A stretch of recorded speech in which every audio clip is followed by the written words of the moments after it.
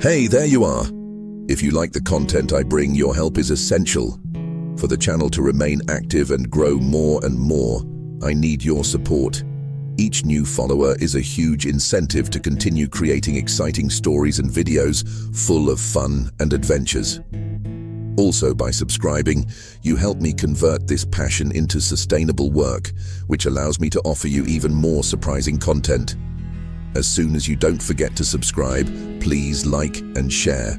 Your participation makes all the difference. Erica always believed that her life was a straight line to happiness. The eldest daughter of a traditional family, she was raised to be the responsible one, the strong one, the one who would support others when everything fell apart. And she did. From an early age, she gave up her dreams to take care of her younger sister, Lucia, the protected one, the fragile one, the one who, in everyone's eyes, needed to be taken care of. Erica never complained, not even when her father died, and she had to abandon her exchange program. Not even when her mother got sick and she postponed her engagement. Everything for Lucia. And maybe that's why it took her so long to realize no one, absolutely no one, would make the same sacrifice for her. Erica's fiancé, Daniel, was the kind of man who knew how to smile with his eyes. Calm, kind, always ready to listen. When he showed up, he seemed like the consolation prize for a life of sacrifices. He made her laugh, listen to her ideas, see possibilities. She believed that it would finally be her turn to be loved.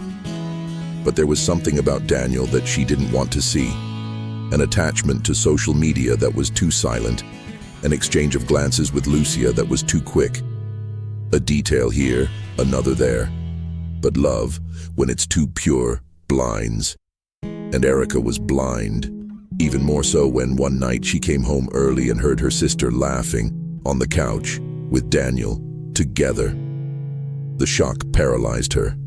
The scene before her, eyes burned brighter than fire. Lucia, wearing Erica's blouse. Daniel, with the calm of someone who no longer cares about hiding it. Lucia just smiled, that smile of someone who has never known what it was to lose. Daniel didn't even get up.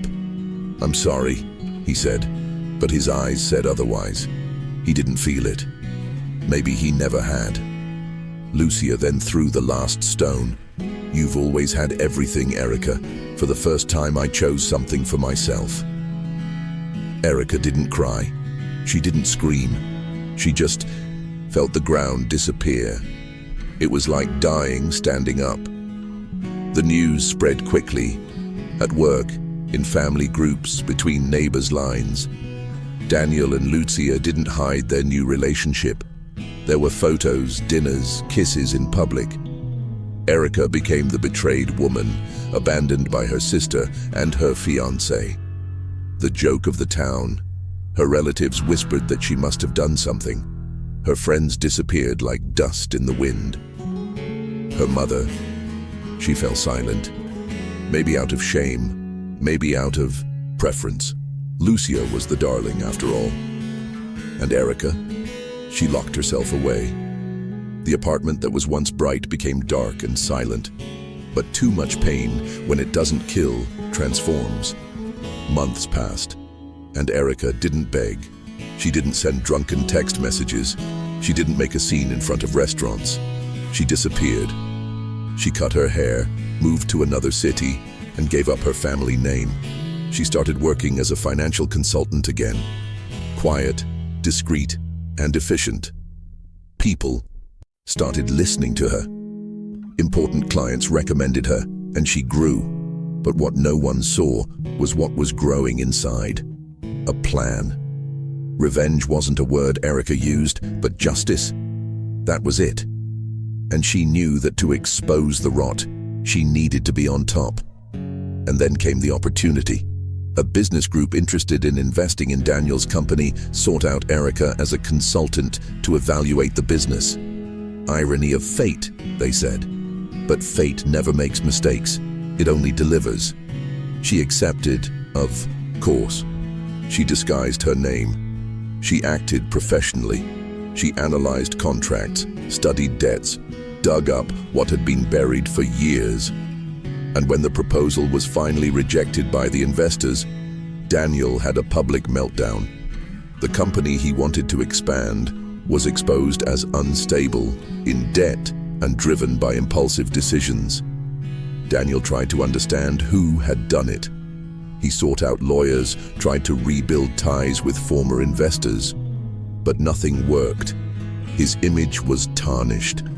And to top it all off, Lucia was now a burden, spoiled, demanding, jealous. She was no longer Erica's sweet sister. She was the woman who demanded the man who was falling.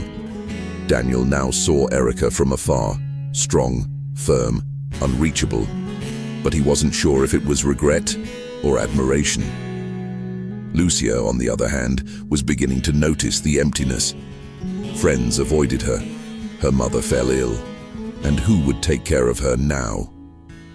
Erica never went back. Not to her mother's house, nor to the circles she had been in before.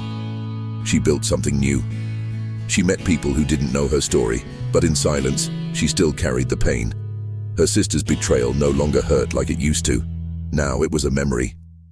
But what remained was the scar of lost trust. One cold night, she received a message. "I need you. Mom got worse." It was Lucia. She didn't apologize. She didn't show remorse. She just demanded it. And Erica, after a long time, responded with a simple, "I'm sorry, I'm busy." The chain was broken. Erica's mother passed away a few days later. She went to the funeral but didn't say anything. She didn't cry. Lucia looked at her as if she was expecting redemption. But there was nothing left. The bond was cut. Family members whispered, saying that Erica had changed too much, but no one knew what she had to swallow in order not to destroy herself. She returned to her new city without looking back. In her suitcase, she only had one certainty. She was a child of pain, yes, but now she was her own woman. Over time, Erica became a reference in her field. She was invited to give lectures, appear on magazine covers and on TV shows. When asked about her career, she smiled with firm eyes. "I learned to fall and get up on my own." She never mentioned names. She never talked about betrayal.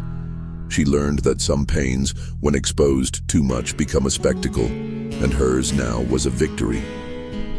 Lucia, on the other hand, had a collection of failures. Failed relationships, distrust from everyone, and the loneliness that she had inflicted on her sister.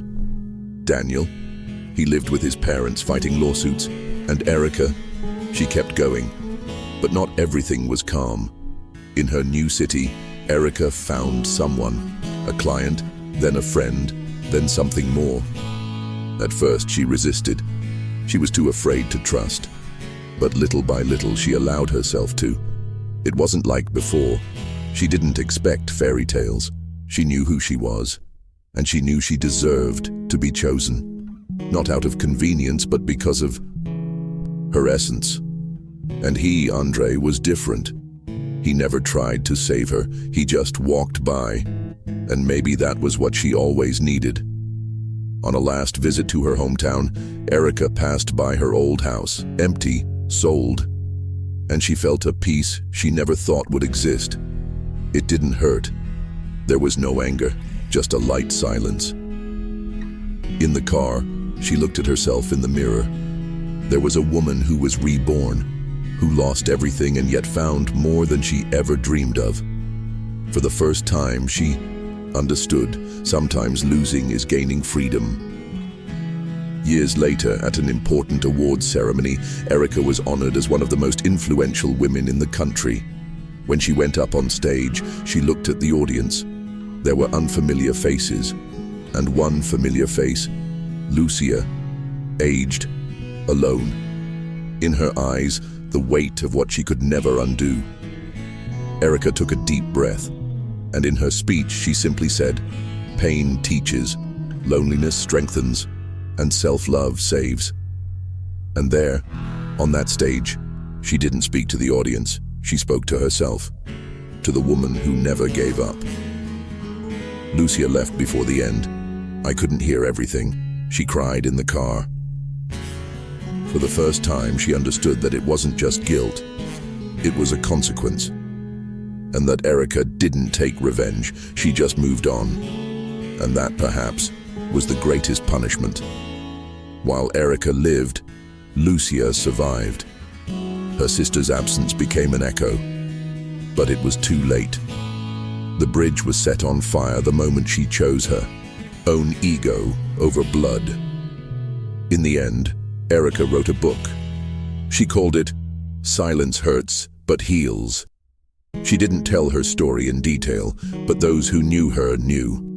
It was a tribute to overcoming, to the strength that comes from falling, to the courage to carry on even with your heart in pieces. And that's how she won. Not by destroying others, but by rebuilding herself. And in this reconstruction, she found something she never imagined existed: peace.